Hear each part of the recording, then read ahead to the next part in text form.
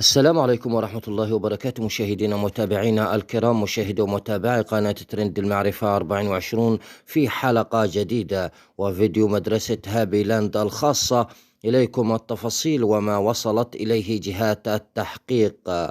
تداول مستخدمو مواقع التواصل الاجتماعي مقطع فيديو يظهر شخصا يشتبه في كونه مديرا لإحدى المدارس الخاصة بمحافظة الجيزة أثناء قيامه بتصرفات غير لائقة تتنافى مع تعاليم الدين الإسلامي الحنيف مع تلميذة داخل مكتبه، ما أثار حالة من الغضب والقلق بين المتابعين.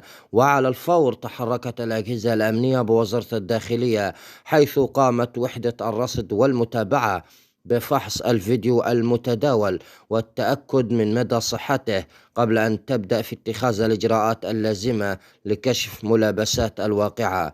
وبعد تكثيف التحريات تمكنت الأجهزة الأمنية من تحديد هوية المتهم، وتبين مغادرته محل إقامته بالجيزة وتواجده في محافظة سوهاج في محاولة منه للاختباء. وعقب تقنين الإجراءات نجحت قوات الأمن في ضبطه، وتم اتخاذ الإجراءات القانونية بحقه تمهيدا لعرضه على جهات التحقيق المختصة التي باشرت التحقيقات للوقوف على كافة تفاصيل الواقعة التي أثارت غضبا عارما على مواقع التواصل الاجتماعي، مستنكرين الفعل الذي قام به هذا الشخص.